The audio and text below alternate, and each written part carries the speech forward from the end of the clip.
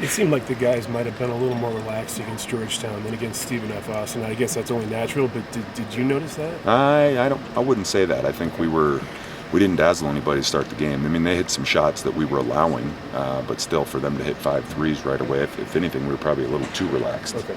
But part of the Georgetown dilemma with their Princeton offense is we identified a bunch of guys that we weren't going to give layups to and tried to take away anything cuts to the rim.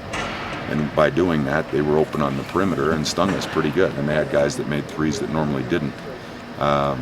So I would never say we're comfortable or relaxed or anything like that. But the first game was a fist fight. Stephen F. Austin's a lot better than people think, and thank goodness we beat them. But I really think that would be a team based on who it is that they might match up against that could make a deep run in the tournament. They were really good on both sides of the basketball. So maybe the game was a little ugly, but it was ugly because that was the way that we needed to win that kind of game. Justice Winslow is also playing really well. What stands out to you about his game and what's allowing him to be so effective in this tournament? Well, I think he's a super athletic and playing the 4 spot for them, and will rebound and take the ball coast to coast, unlike any team that we've played. I thought we made a little hay a year ago with Jordan Leverage playing at the 4 whenever he'd rebound, and we were pretty good in transition because he didn't have to outlet it to anybody, and we'd let him bring it up.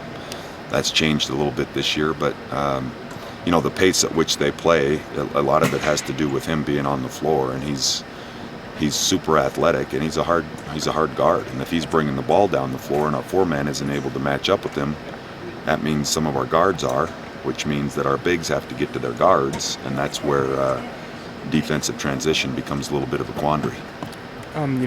Obviously Duke's offense is one of the best in the country, but their defense has improved and kind of they've been pretty good actually this year. What makes them challenging on the defensive end? Well, I mean, pressure, I think. More than anything, they've got a shot blocker back there that can change some shots. They're super athletic, and they're coached really well. And they're not going to. Coach Krzyzewski's not a guy that's going to try to outscore people without putting some time in defensively, and so I think they've got some young kids that are playing. They've gotten better as the year's gone along defensively, I think, from having some reps and being out there and getting some experience. In the conference that they play in, there's great opponents every night, so those kids are learning and they're solid. Do you have a good sense that your team isn't satisfied achieving what they've achieved at this point? Well, I don't know if I'm thinking about that today. It's a lot of prep right now and not thinking too much about the mental and where our guys are. I know they came in really focused today, and we can talk all about those kind of things, but there's a limited amount of time, about 72 hours, that we've got to get a lot accomplished mentally, and we'll start talking about things like that maybe as the game gets closer. But I'd like to think that way. That's one of the things that we have talked about. We talked about when we were in Portland that you win a Stephen F. Austin game, it's not. And I think maybe some of the veteran leadership that we have on our team, maybe if you have a young team, it may be a little bit more of a concern.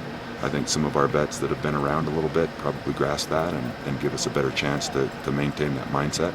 We can talk about it all we want. We got to be ready when the game starts. I think that's good for some media stuff leading up to it. But I can only hope that our guys, aren't satisfied or we'll get embarrassed on Friday night. Larry, when you have a player like DeLon as a staff, what has it been like to try to make sure you maximized his talents for the team? Well, I think DeLon's made that pretty easy. We haven't had to think about it too much. He seems to find his niche pretty well and figure out what it is that our team needs from him on a given night.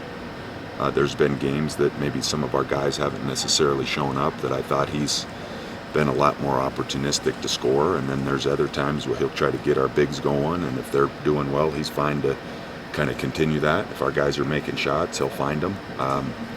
Where I think the fine line is a game like San Diego State, where we kind of followed the game plan in that game and our guys missed some open shots. I think that's what's important, is that you realize, hey, we're getting an open shot. Just because they're not going in now, let's not try something else. And sometimes I think it's not just DeLon, but we need to remind everybody that it's similar to our defensive game plan against Georgetown.